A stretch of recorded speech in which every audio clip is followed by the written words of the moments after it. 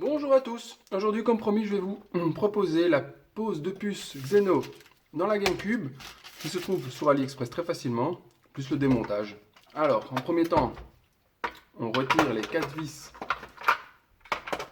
principales de la GameCube. Il faut un embout spécial pour pouvoir démonter ces vis. Voilà. C'est une console que j'ai trouvée, enfin on la trouve très facilement sur Vinted.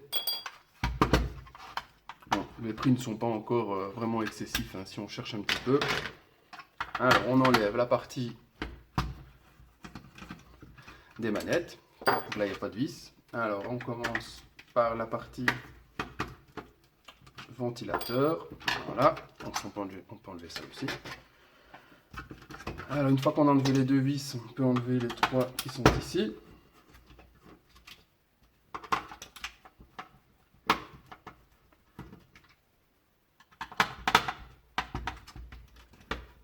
Voilà. Alors ici de ce côté il y a 4 vis. Côté pour manette.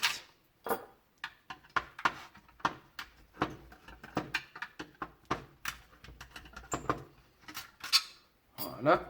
Alors, ce côté-ci, il y a 5 vis. C'est toujours les mêmes. En fait, on doit arriver sur la partie carte mère pour souder la puce, qui est très facile à souder. On peut soit la poser directement sans fil, ou alors on peut mettre des fils pour faire les liaisons. Comme ça, vous pouvez enlever la puce très facilement après, si vous voulez.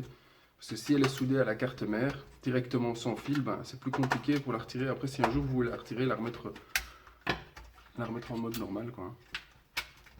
Voilà, donc là, on a presque tout démonté. Cette partie-ci, on n'a plus besoin.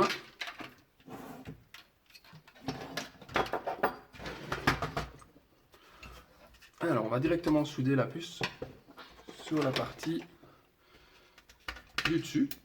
Il y a encore quelques vis. Je vous en profite pour déjà allumer le fer à souder. Voilà.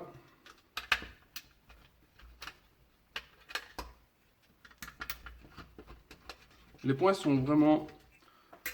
Je crois que c'est les points les plus faciles à souder sur la GameCube. Il y a très peu de fils. Si vous voulez vous lancer dans un montage de puce sur console, c'est une console qui est facile à faire, quoi. Voilà, on y est. Donc si maintenant, moi je laisse ça toujours d'origine, mais vous pouvez régler la partie ici en la mettant sur 150. Elle lira plus facilement les CD.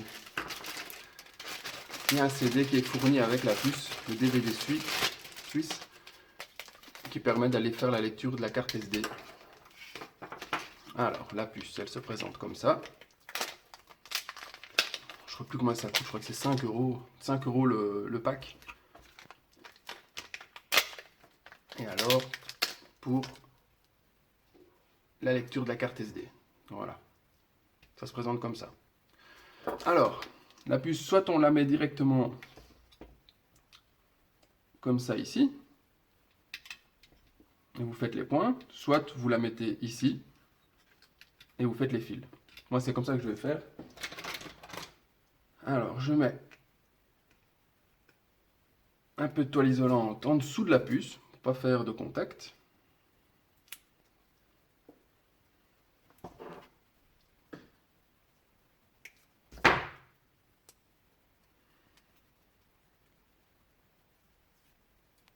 Voilà.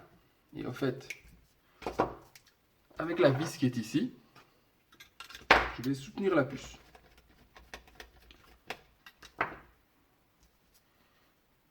Il y a un petit trou ici, vous pouvez faire passer la vis. Et voilà. Comme ça, la puce ne bougera pas. Alors, en premier temps, on prend de l'étain, la graisse, le fer à souder avec une pâte fine.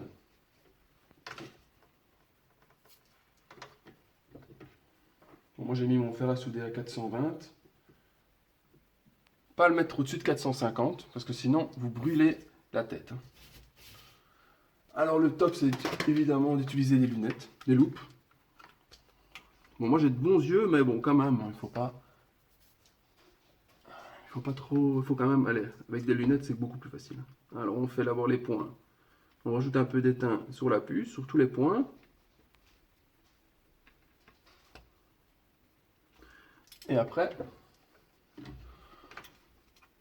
du côté de la carte mère. Donc là, il y a la masse. Alors, bon, j'en ai déjà fait pas mal, mais bon, je ne connais pas par cœur encore le plan. Parce que bon, je fais aussi bien les PS2 que les GameCube, que les PS1. Donc à la fin, bon, même si ça revient toujours les mêmes, mais je connais pas, toujours pas les points par cœur. Alors, le power. Donc ici, on a les 3 volts, le point C, le point B et le point A. Voilà, vous voyez, c'est vraiment des points, des beaux points, quoi. Hein. On s'est vraiment pas se louper. Alors, donc maintenant on prépare le fil. Donc d'un côté, alors moi je mets toujours un peu de graisse. Je libère, voilà, un petit peu de place pour pouvoir souder. Et alors, ben, on commence alors avec ce point-là. Hein.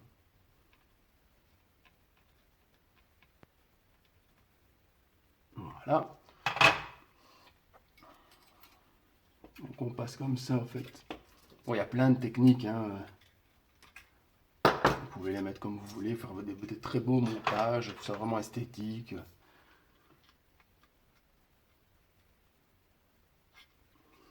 Alors ce point-là, c'est la masse.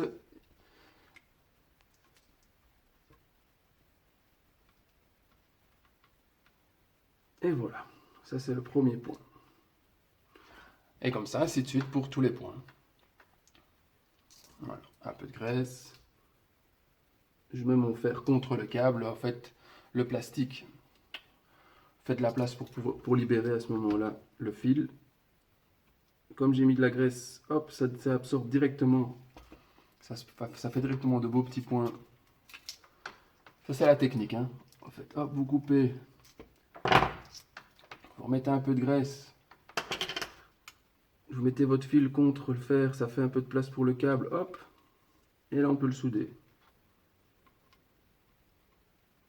C'est vraiment pas difficile à faire, hein.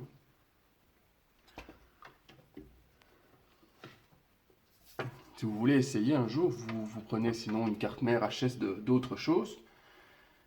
Et vous pouvez essayer de faire des points comme ça avec des fils, vous reliez de point à point avec des fils très, très fins et hop. En fait, il faut vraiment utiliser du fil fin, quoi. C'est ça c'est ça qui fait la facilité. Hein. Si vous utilisez du gros fil, évidemment, non, ça va être beaucoup plus compliqué. Mais si vous utilisez du fil fin, il n'y a pas de problème.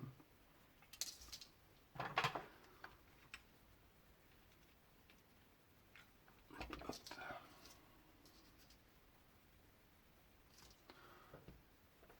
Toujours mettre un peu de graisse.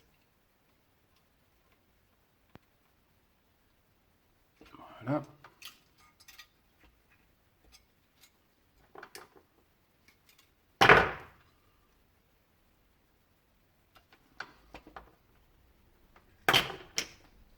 Alors là, on est sur le power.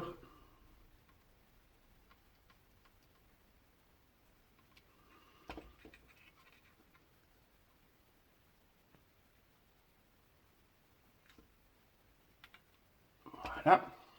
Oui, donc ah, il est là le câble. Bon, moi j'utilise une bobine comme ça pour avoir le câble. Bon, j'étais à la fin de ma bobine, donc du coup il me reste un tout petit bout ici que je vais utiliser et puis je repasserai à la nouvelle bobine. Donc là on est sur le point C. Voilà. Le point C. Hop.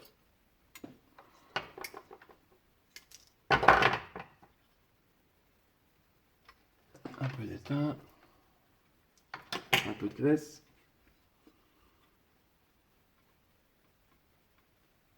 Et voilà le point C.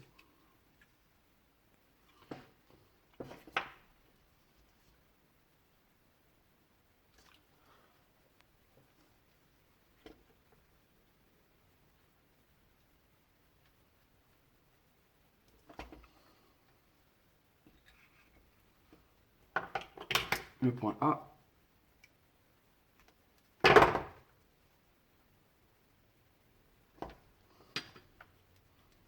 L'astuce, c'est le flux aussi, hein, la graisse que j'utilise là. Ça, vous devez utiliser. Ça fait directement de beaux points, ça absorbe bien. C'est de la magie, ça, ce flux. Alors, il y avait encore un coup. J'ai plus de bout de câble. Je vais prendre je vais commencer ma nouvelle bobine. Il a l'air encore plus fin le câble que celui-là d'origine que j'utilise. On va voir si c'est du bon. Ah, il est très très fin celui-là par contre. Tu dois me réhabituer un peu plus, encore plus fin. Voilà. Quand on met le fer directement, il libère beaucoup de câbles. Alors.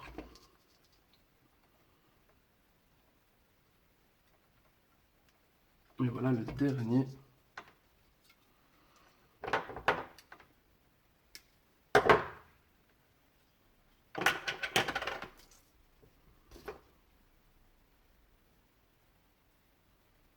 Ok.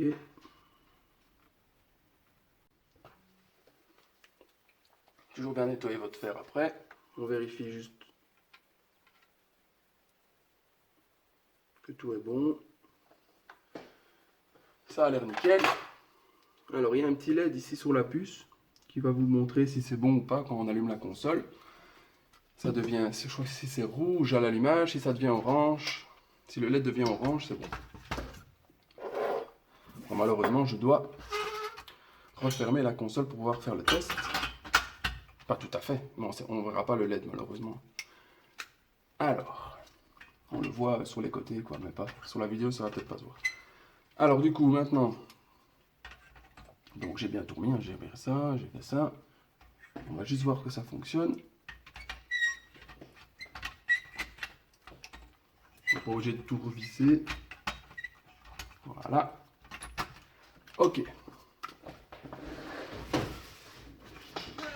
On va préparer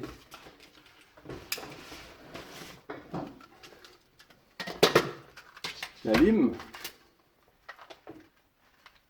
Voilà. L'alimentation de la console. Ok. Le câble vidéo. Le petit écran pour vous montrer. J'espère que ça va bien se voir. Voilà. Alors, on va brancher le câble jaune. Ok, ça c'est bon, ça c'est bon, ça c'est bon. On allume. On va déjà allumer la console pour voir que c'est bon. Elle démarre. GameCube. Voilà, pour la nostalgie, hein, évidemment. Ah oui, j'ai oublié la manette. Une manette violette. Hein. Ah oui, évidemment. Il faut peut-être brancher.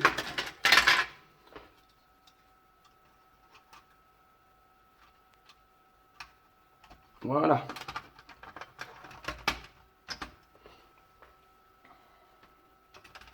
Alors, comment savoir si ça fonctionne? Vous prenez le DVD suisse qui est fourni avec la puce. Vous la mettez. Vous faites un reset. Vous restez appuyé sur bon, pour faire croire que la console est éteinte, et capot fermé. Le CD tourne. Il s'arrête. Voilà. Ça, c'est tout à fait normal. Vous allez dans Jeux. Et comment on fait? Soit on réouvre et on referme. Et là, normalement, le DVD suisse sera pris. Voilà. Comme par magie. Toujours en 2 fois. Vous faites Start. Vous faites A. Vous faites Start. Et voilà. Maintenant, il lit la carte, en fait. La carte SD que j'ai pas mis, évidemment. Qui est ici.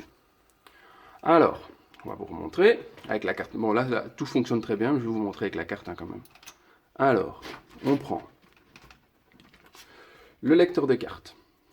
Donc, j'ai mis un jeu dedans pour tester. Et j'ai mis les petits programmes qui sont fournis. Bon, ils sont sur Internet. Vous mettez tout ça dans le support ici, en dessous. Voilà. Et là, maintenant, en fait, le DVD va permettre de lire ce qu'il y a sur la carte.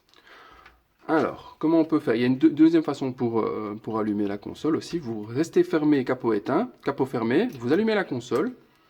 Et à la place de faire ouvrir, fermer, on va faire un reset. Quand le CD va s'arrêter, voilà, il s'arrête. Il dit qu'il ne sait pas lire le CD. Qu'est-ce qu'on fait? On fait reset. Et là, normalement, vous voyez, le CD tourne, hop, il va le lire. Et il va se lancer directement dans la carte SD. Voilà, donc là vous avez les fichiers de la carte SD qui sont sur la carte SD. Et alors le jeu que j'ai mis aussi. Bon, j'ai mis un jeu très rare qui est Mario Baseball. Et on fait A pour l'allumer. Pour le lancer. Voilà.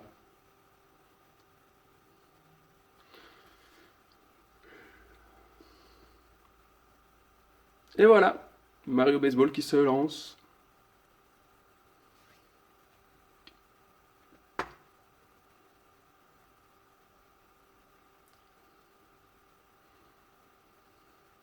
Bah, j'espère que cette vidéo vous a plu, j'espère qu'elle vous aura appris quelque chose.